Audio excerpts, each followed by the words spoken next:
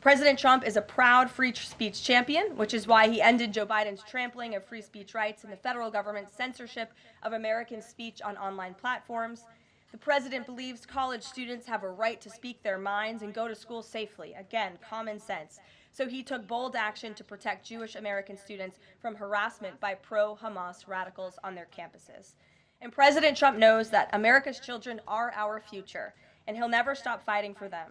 That's why he ended the radical, un-American indoctrination of children by eliminating support for divisive, radical gender ideology and equity ideology, and why the president protected parents' fundamental rights. And lastly, the president believes in fundamental biology. Isn't that something? Which is why he made it the official policy of the United States government that there are only two sexes, male and female. And because men and women are biologically different, President Trump ended the unfair, demeaning practice of forcing women to compete against men in sports and having their private spaces invaded. When President Trump promised a complete restoration of America and the revolution of common sense, he meant it. And over the next 100 days, get ready for historic trade deals, budget deals, and peace deals. For more on President Trump's common sense revolution, I will turn it over to our White House Deputy Chief of Staff for Policy, Stephen Miller. Stephen, thanks for coming in today. Thank you, Caroline. Great to be up here with you, and great to see so many familiar faces I've had a chance to get to know over a number of years as we gather this morning to continue our celebration of President Trump's unprecedented and historic first 100 days in office, what are without doubt the greatest 100 days to begin any American presidency in the history of this nation. This week you've heard about the historic actions President Trump has taken to secure our homeland, to secure our sovereignty, to secure our economy and our supply chains and our industrial base. Today, you're also going to hear from me about what President Trump has done to secure our values, our culture, and our way of life from the unwavering assault from the radical left and the communists and the Democrat Party. One of the most significant crises that President Trump inherited upon taking office was the wave of racial discrimination, so-called diversity, equity, and inclusion policies that have taken over both public sector and private sector entities all across the United States of America. Perhaps the most dramatic example of this is that our air traffic controllers were being hired and promoted based on race and gender, not their ability to conduct our nation's air traffic. I would estimate that probably 90% of Americans would agree with the statement that airline safety should be based on your ability to keep, airline safety jobs should be based on your ability to keep planes landing and taking off and flying safely, not on what demographic box you check. President Trump has ended across the entire federal government all hiring, recruiting, retention, promotion, and training based on race and sex. This includes in our law enforcement agencies.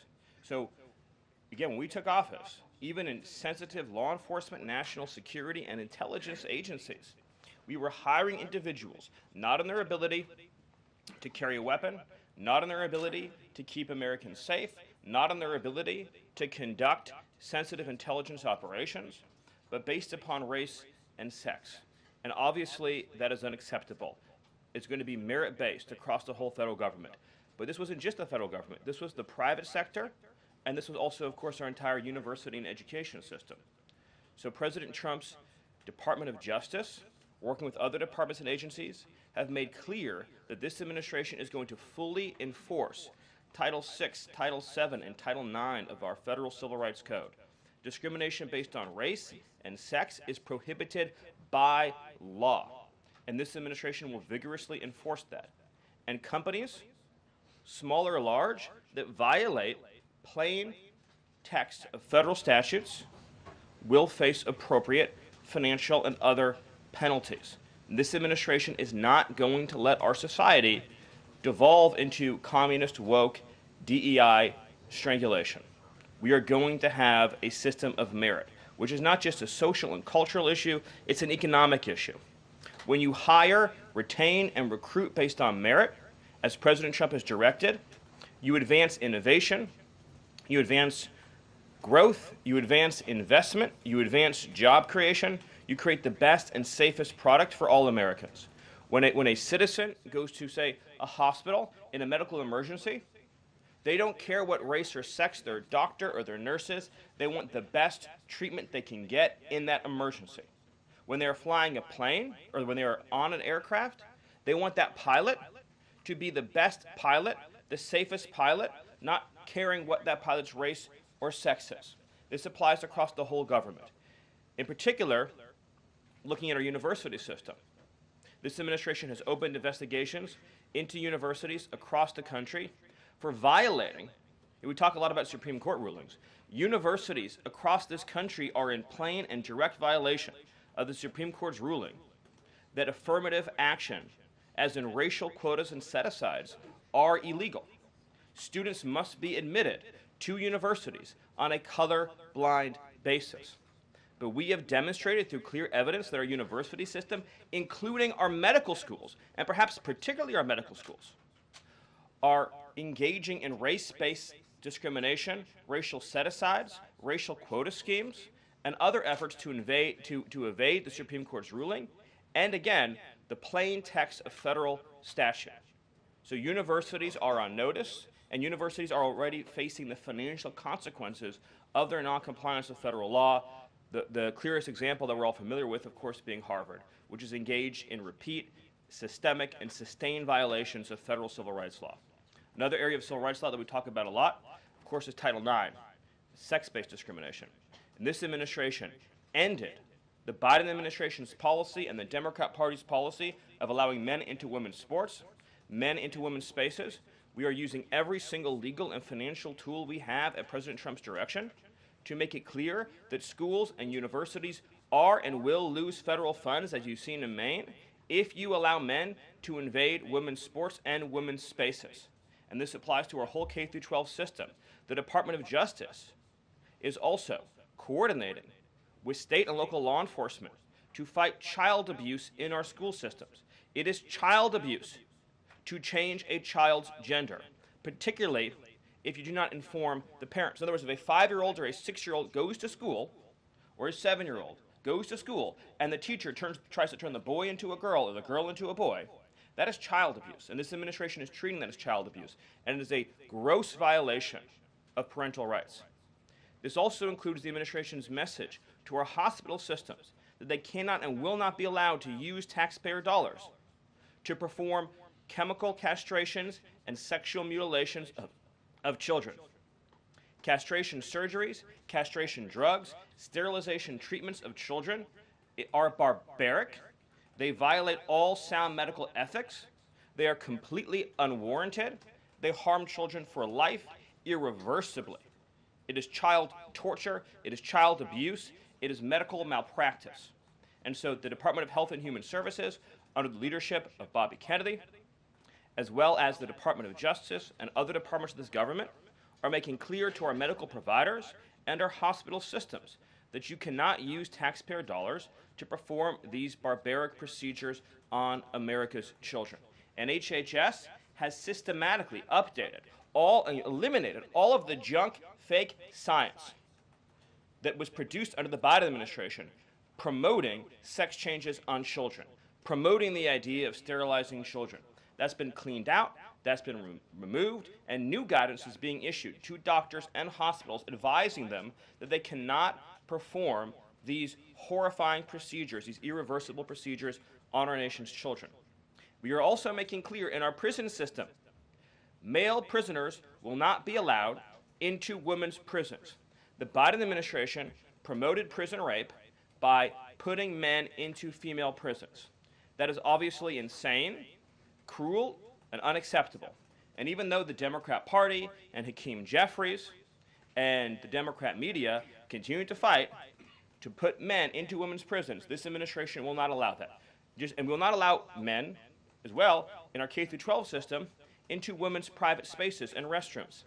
We have seen horrifying example after example of young girls being sexually assaulted because school districts have allowed men into women's and girls' private spaces. This administration, President Trump, is at the forefront of protecting women and protecting girls. And nowhere is that clearer than when we are talking about fighting radical gender ideology. This administration is also fighting to get critical race theory out of our school districts. Children will be taught to love America. Children will be taught to be patriots. Children will be taught civic values for schools that want federal taxpayer funding. So as we close the Department of Education and we provide funding to states, we are going to make sure that these funds are not being used to promote communist ideology. For any nation to be successful, it cannot teach its children to hate themselves and to hate their country.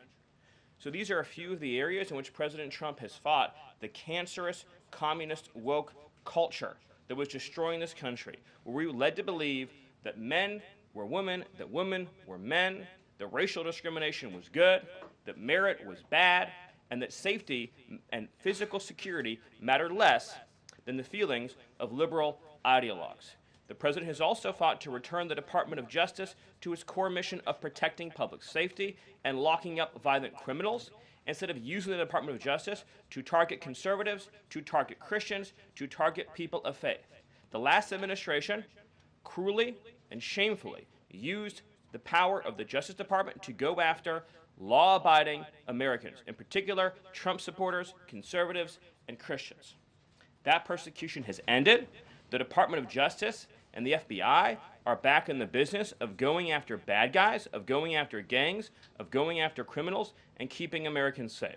Let me just conclude before taking questions by noting that when you look at the sweep of the first 100 days, every single crisis that has afflicted America for years, sometimes decades, sometimes generations, this president has fought head on.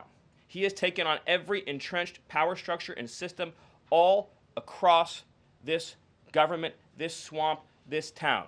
That includes, of course, the DOGE efforts to slash corrupt, wasteful government spending, graft, and corruption, and to stop billions of taxpayer dollars from going to radical left NGOs. These are left-wing nonprofits that are used to advance illegal immigration, to advance open borders, to advance gender ideology, and to advance all of this insanity that has been turning our country in the wrong direction for so many years.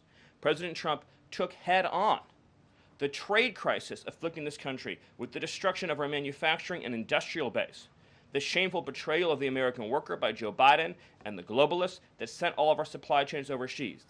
He took head on the catastrophe of mass, unlimited, illegal immigration that was turning us into a failed third world state, and achieved the lowest level of illegal immigration in recorded history without even a close second. He took on the economic crisis afflicting this country by reopening American energy, by defeating inflation, by lowering gas prices, by ending the onslaught and reversing the onslaught of federal regulation, by reopening coal, shale, oil, natural gas, and fighting now for the largest tax cut and reform, and the largest deregulation reform, and the largest energy reform in American history. These are just some of the things that have ushered in the new golden age, along with his fight to restore the peace that we had for 4 years under the previous administration before Joe Biden sunk this planet into bloodshed and war in the Middle East, in Europe, and rising tensions in Asia. President Trump, in every area of conflict around the globe, has been fighting to restore peace, security, stability, harmony. So he inherited an economic catastrophe, a border catastrophe, a public safety catastrophe, and a cultural catastrophe. And in every case, he has reversed those catastrophes and brought America into the new golden age. So I thank you for your time, and I look forward to any questions you have. Awesome. Thank you, Stephen. And as always, we'll start with our new media seat today. Chris Bedford from the Blaze Media. Why don't you kick us off? Thank you very much. Stephen, what is the end goal of the China tariffs right now? Is the idea to open up the Chinese markets through a deal to a better market for exporting American goods to China, or is it a reconfiguration of global trade in a way that isolates China from free countries? Go. So China is a unique situation, obviously. The president has talked at length about what happened to us economically since China's entrance into the World Trade Organization and the trillions and trillions of dollars of trade deficits that we've racked up with China over the period of that time, and what that's meant for our national security, what that's meant for our economic security, what that's meant for our supply chains. Obviously, right now, the Secretary of the Treasury is in the process of developing a plan that will answer the questions that you're talking about, but the president's goals have been very clear on these points, which is that he is not going to allow China to continue to steal our intellectual property, to continue to illegally dump and subsidize their goods in our markets, to manipulate their currency, to rack up an unsustainable trade deficit. We need to have a trade relationship with China that does not do harm to our nation's economic and national security. And that has to be the guidepost of any objective. At the same time, tariffs will bring significant revenue into this country that will allow us to pursue our dramatic plan of tax cuts and reforms. Awesome, great. Bloomberg, go ahead. Hi, first as well, similar to that question, I'm curious, Kevin Hassett, when you see NBC this morning, said that they were expecting some sort of news on tariffs by the end of the day. Do you have any insight into that? I don't want to get ahead of any announcement, but I'll just reiterate that right now, countries from all over the world, because of President Trump's leadership, are desperate and dying to make trade deals with the United States. We're going to evaluate each of those deals, and President Trump is personally involved in making sure that these negotiations serve only one interest, which is the interest of the United States of America, and we'll end up with a deal in these cases where, yes, the other countries, obviously, will have their own demands and their own interests, but nothing will go into effect that doesn't serve the interests of America and the American people. Sure. Thank you. Stephen, this morning GM is putting a dollar figure on how much the president's tariffs will impact the company. The CEO says tariffs will cost GM between $4 and $5 billion this year. The CEO of Ford says he can't commit to not raising prices because of tariffs. Is the administration open to doing more to give automakers relief? The question, unfortunately, misses the entire point, which is that U.S. automakers have announced dramatic investments and expansions inside the United States. American auto plants are growing, they are expanding, they're opening new facilities, they're expanding existing facilities that are already in operation, because it is now the case that for the first time in our lives, that American cars receive preference in America's markets. The U.S. auto industry used to control the entire world. I believe the number during the heyday was that 70% of all cars in the world were made in Michigan. And now, of course, we've become a tiny fraction of the global market. And the reason for that is because the United States opened its markets to every single foreign cheater and every single foreign nation that subsidized its goods on the face of the earth, and their markets have been closed to ours. Japan closed their market to our cars. The entire EU closed their market to our cars. South Korea closed their market to our cars. All of the countries I just mentioned have tens of billions of dollars of annual trade deficits in automobiles with the United States. These are supposedly pure nations, nations that have at least a somewhat equivalent per capita GDP.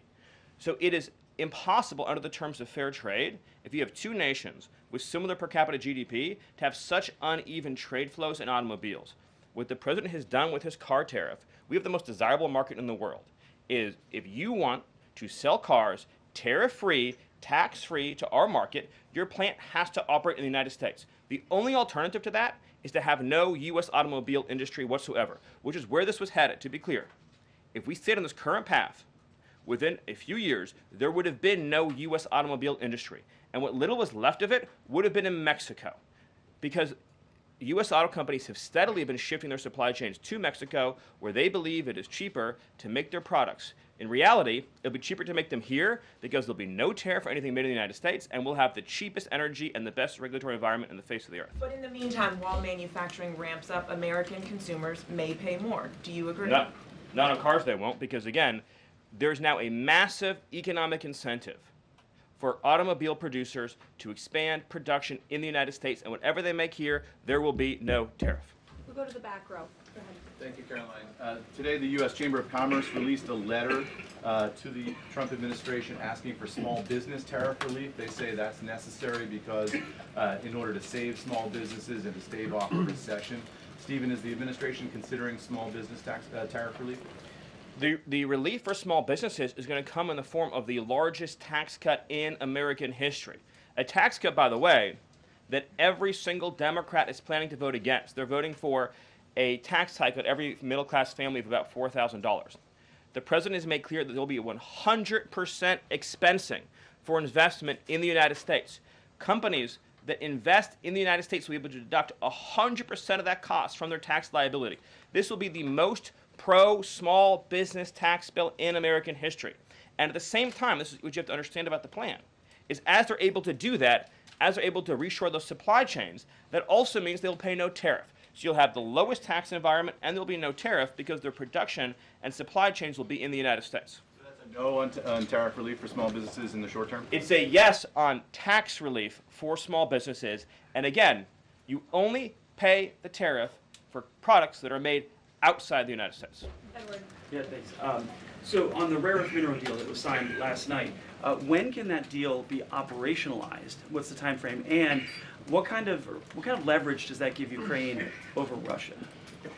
I think the more important point about the Ukraine deal, and I would hopefully have an update for you soon on how quickly it can be operationalized, but we'll be moving at full speed, not only on that mineral deal, by the way, but on every mineral deal that this president has been unleashing. So we're opening up mines all across this country. We're also pursuing energy and mineral deals all over the world.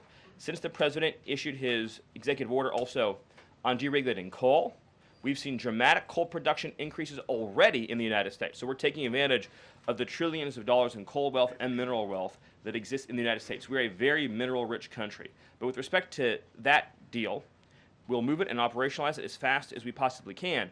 But it's meant to pay back the United States, this is the key point, for the hundreds of billions of dollars that our taxpayers have spent subsidizing the war in Ukraine.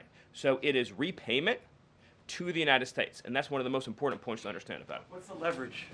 Does it give? What kind of leverage does it give? The president's goal, again, is to end the killing, to achieve a peace settlement. That remains, of course, the overriding objective. We just. Thank you so much, Caroline. Thank you, Stephen. for Thank being you. here.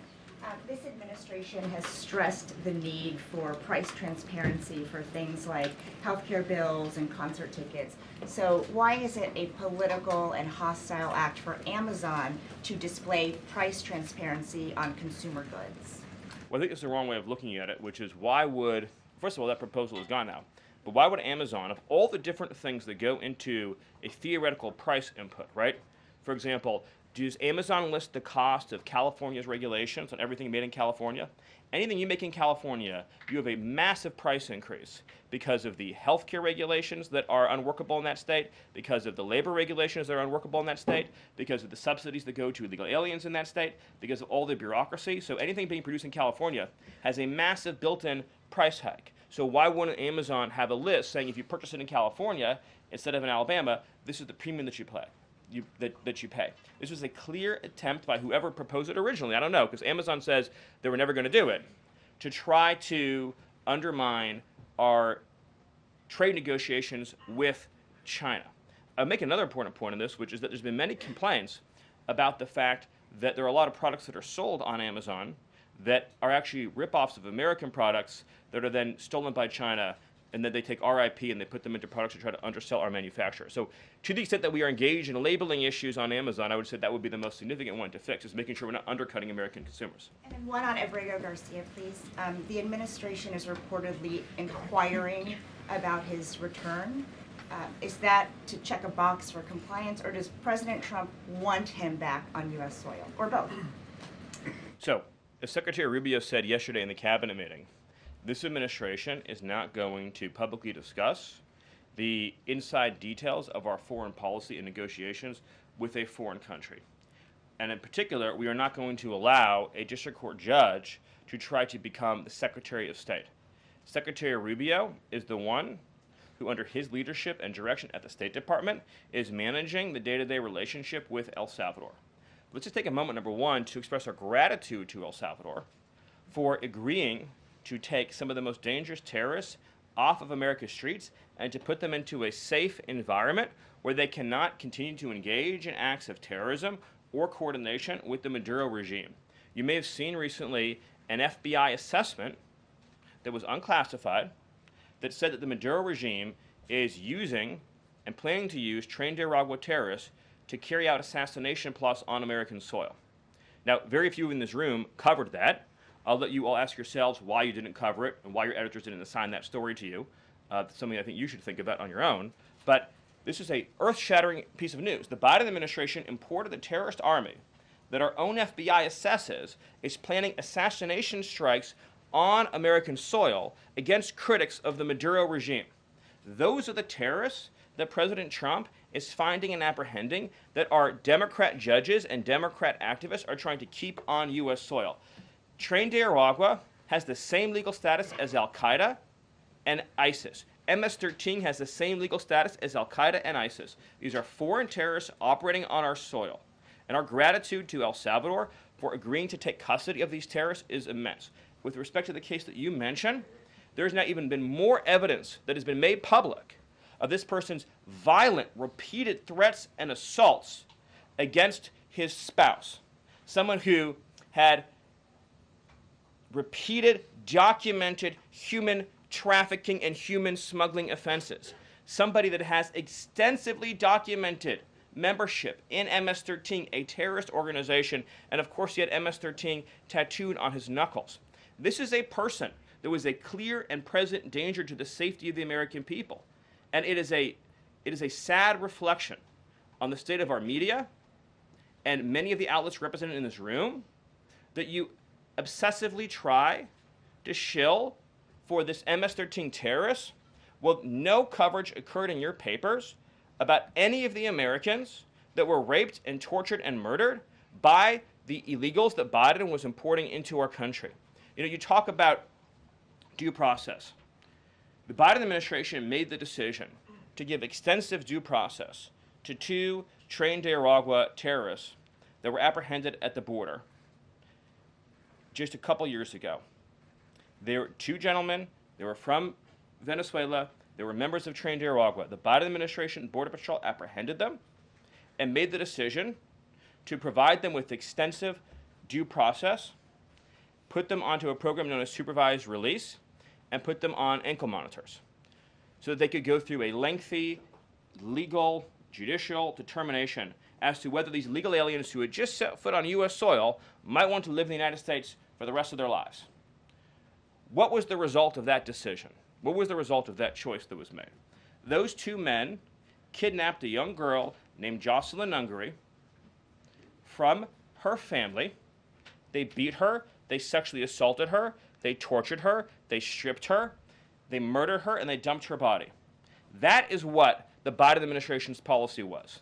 Most of your papers never covered her story when it happened. To the extent that you covered it at all, it was because President Trump forced you to cover it by highlighting it repeatedly over and over again. He had to shame you into covering it. And each and every one of you that sides over and over again with these MS-13 terrorists, to the extent that you have the financial means to do so, you all choose to live in condos or homes or houses as far away from these kinds of gangbangers as you possibly can. If I offered any one of you a rent-free home with no taxes to pay in any of these gang neighborhoods, and I said your neighbors are MS-13 terrorists or Mexican mafia or Sinaloa cartel or Tren de Aragua, I couldn't pay you to live there. But yet you, with your coverage, are trying to force innocent Americans to have these people as their neighbors, and that one day their daughter may be abducted from their home and raped and murdered. So you're not going to get an ounce of sympathy from this administration or President Trump for the terrorists who've invaded our homes and our country. Awesome. Thank you. Peter, we'll take a couple more questions. A couple questions on Doge, of course, because that's the topic that you're here to speak about. But I want to ask you one other question about the topic of prices. We heard from the president on this just yesterday, right now, on prices and the risk that there could be some short-term, as he said, shortages. He was referring specifically to dolls. What do you tell Americans right now, Stephen, who say they can't afford to, in the president's words, be patient? Americans who voted for President Trump on his promise that he would lower prices across the board on day 1. But he did lower prices across the board on day 1. Well, grocery prices last month went up 0.4%, of course. So I mean, just across the board, not exclusively eggs. Inflation, as you would acknowledge, is down substantially. Gas prices are down substantially. The new GDP report showed a 22% record increase in investment in the United States of America. So all of the, and don't even, egg prices, of course, which was all you guys talked about for a few days, I think are down like 80%. The reality is that we can either surrender economically to China, or we can reclaim and reshore our manufacturing base and our industrial needs. And it's not just China. In the event of any national emergency, this is the president's first duty as commander-in-chief. In the event of any national emergency, we cannot be reliant on foreign countries for steel, aluminum, energy, technology, any of the essential components that we need to keep this country running. He is fulfilling his duty as commander-in-chief that every president before him had failed to fulfill or even actively betrayed. And despite inheriting all of this, as I mentioned, inflation down, jobs up, and particularly, by the way, jobs for American workers. So for the first time, you look at these jobs reports, the government workers are going down, which artificially, of course, increase previous job totals.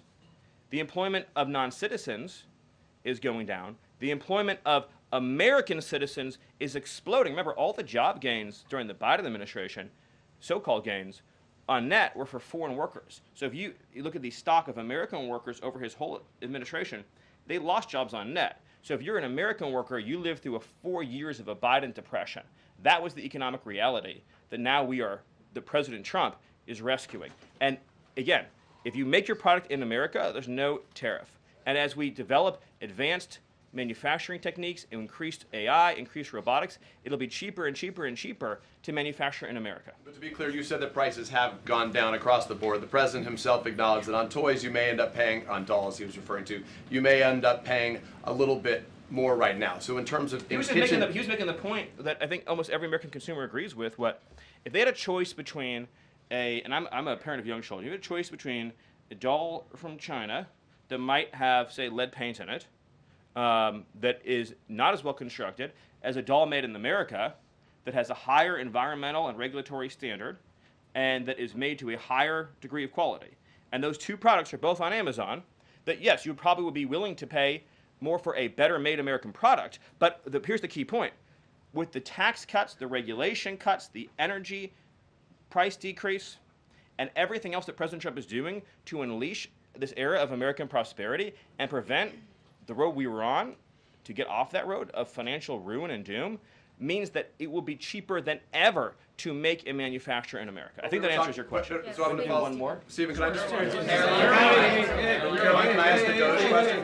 Can I ask about Doge? Peter, we just gave you 2 questions. Brian, go ahead. Doge, but I'll wait. That's okay. Thank you. Last night, Kamala Harris delivered her first major speech after losing the election. She attacked Trump personally, attacked the policies. Any comment from the White House on that?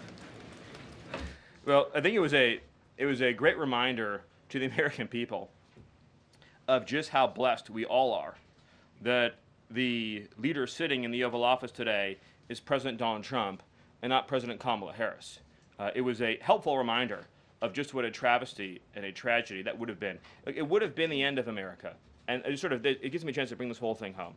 If we continued on this road of radical regulation, choking off American energy, sending our supply chains to foreign countries, taxing our economy to death, pushing this cancerous woke ideology on our children, ending merit, ending scientific innovation, ending public safety, allowing, everyone goes to the stores these days, everything's locked up, criminals roam free, law-abiding citizens under the previous administration were punished while gangbangers were given red carpet treatment. Democrats, of course, are still giving gangbangers red carpet treatment.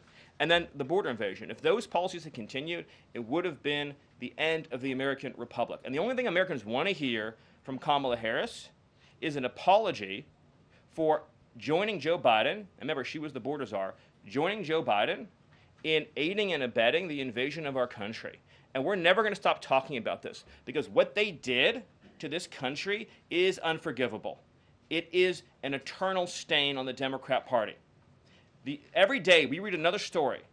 Every day we arrest another alien they let into this country who raped a child, who beat a woman within an inch of her life, who murdered a mom, who murdered a dad, who trafficked drugs into this country, who trafficked fentanyl into this country, who are responsible for dead and slaughtered Americans. And I don't know what's broken in the Washington press corps, that none of that moves them emotionally.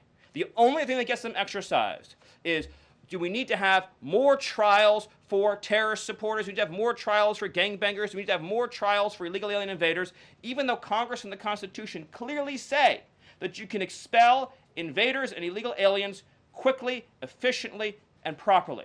This president has literally saved America, and I could not be prouder.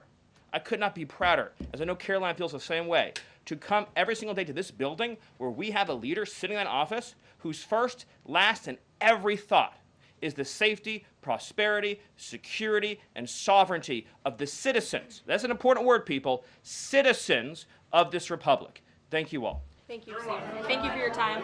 Thank you, everyone. And just to add on the Kamala Harris point, I think I speak for everyone at the White House. We encourage Kamala Harris to continue going out and do speaking engagements. You'll hear from the president at 11 o'clock. See you guys later.